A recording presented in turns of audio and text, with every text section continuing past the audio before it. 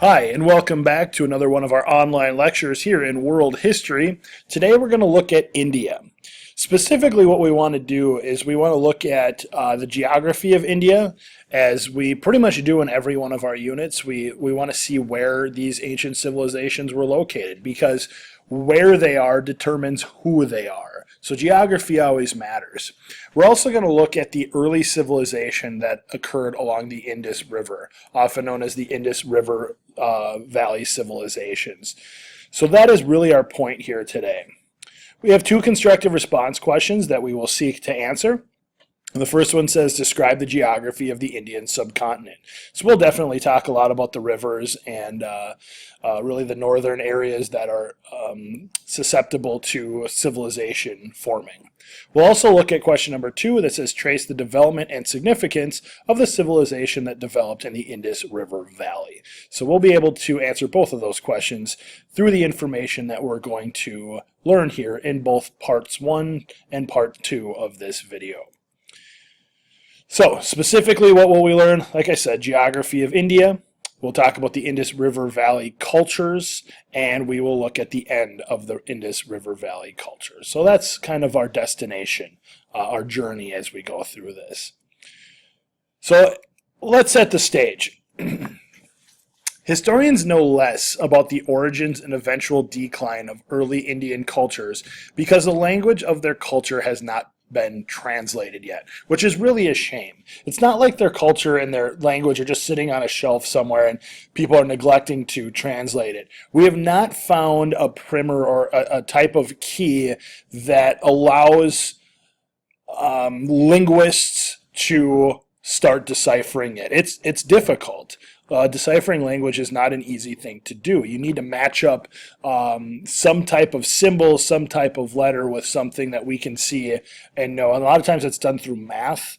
You can see numbers being represented, and once you can start seeing that, you can start developing a pattern for understanding the language. Bottom line is, none of that has been deciphered yet. So we may learn a lot more about the Indian cultures in the future once we know what they wrote down. But right now, it's a foreign language to everybody, and that's really unfortunate.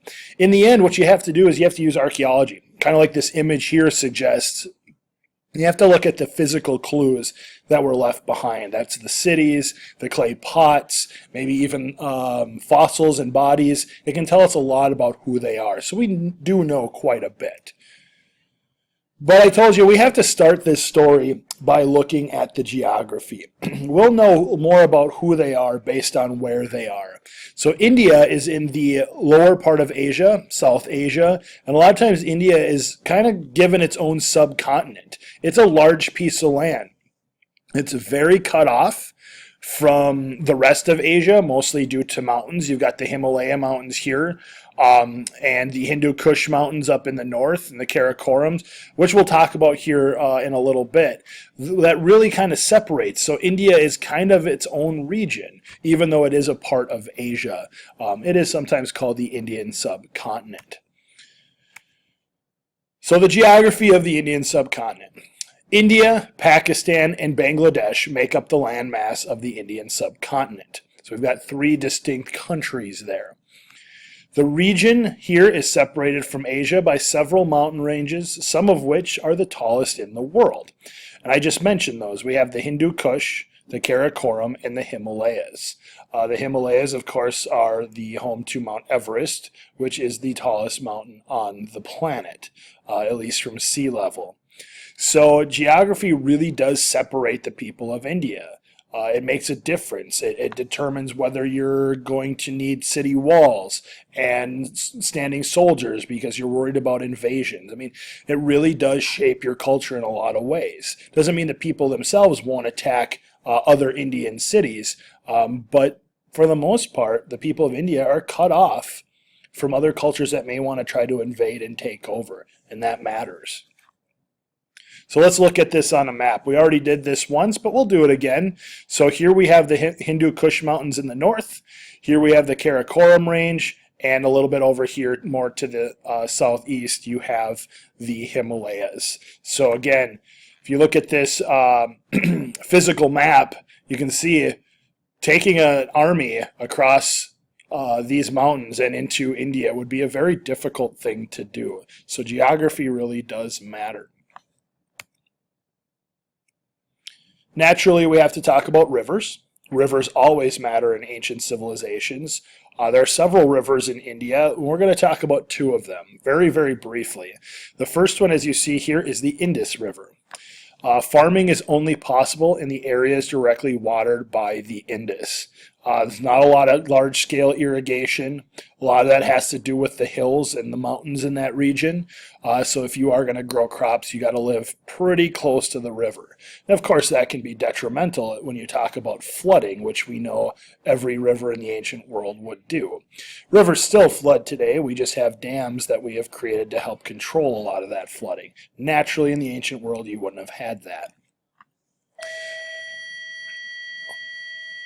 Much of the lower Indus Valley is occupied by the Thar Desert.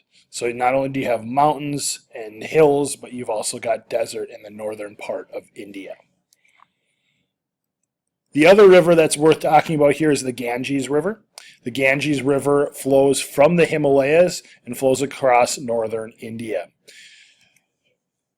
There it joins the Brahmaputra River, and they flow together into the Bay of Bengal.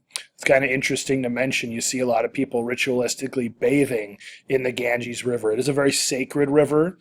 Many of the people in India today are Hindus, and so part of Hindu culture is to ritualistically bathe in the Ganges River. If you ever find yourself in India, I would stay away from this, not to make fun of their culture at all, but it is a very, very polluted river, and we Westerners might not have the immunities to help protect us that maybe, say, these people here in this image have, and have pretty much regularly bathed in that river probably for generations upon generations. So it is a very, very polluted river. A lot of that has to do with the livestock that occupy the lands around the river. And of course, you can imagine what the livestock does.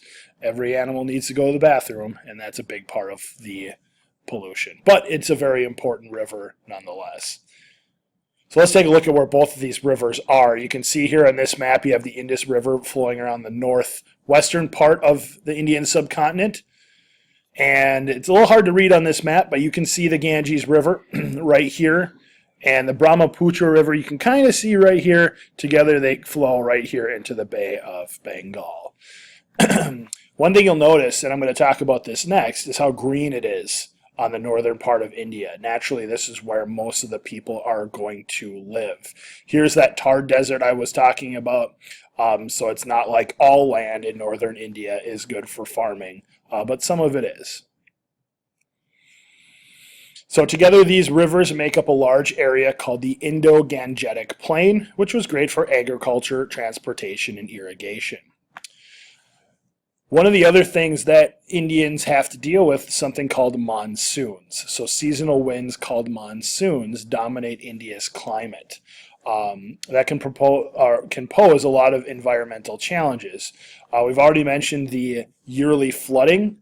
It's unpredictable in India. That means they don't necessarily know when it's going to flood, and they don't know how much. The flooding is useful. It leaves that silt that you need for farming, but it also can destroy crops and homes and property. So there's certainly a fine line there. The rivers have been known to change course. Now, of course, this does not happen overnight. This takes years and years and years to happen. But if you're talking about a piece of soft bedrock and a river that can swell up with floodwaters and can move very quickly, that can eat away at a bank slowly, and you can have a river that over the course of time has moved. Again, this does not happen overnight. It's not something that you have to wake up one day and go, oh my gosh, the river has moved 2 miles. Of course not, but it is something that the Indus River for sure is known for. And I mentioned those monsoons. Those monsoons brought unpredictable cycles of wet and dry seasons. Of course, you need the wet seasons to water your crops and grow your food, but when they're unpredictable, that can cause some major problems as well. So let's take one last look at this map here. We've talked about the Indus River up here in the north and the Ganges River in this region right here is known as the Indo-Gangetic Plain. It's a very good place for agriculture. Just a picture of the monsoons. You can see the monsoon winds flowing through here. Of course, we pick up a lot of moisture from the Indian Ocean and then drop that on the Indian subcontinent. And you can see this flash flooding. Lots of rain can be dropped in a very short amount of time, which is obviously problematic. And we have rains here in Minnesota, but nothing compared to what a monsoon can bring in India. All right, we're going to end there. When we come back in part 2, we're going to specifically look at the Indus River Valley Civilization, also known as the Harappan Civilization, or from the city of Harappa. So we've spent some time looking at the geography in part 1. We're going to look at the people in part 2. So go ahead and hit stop and queue up part 2.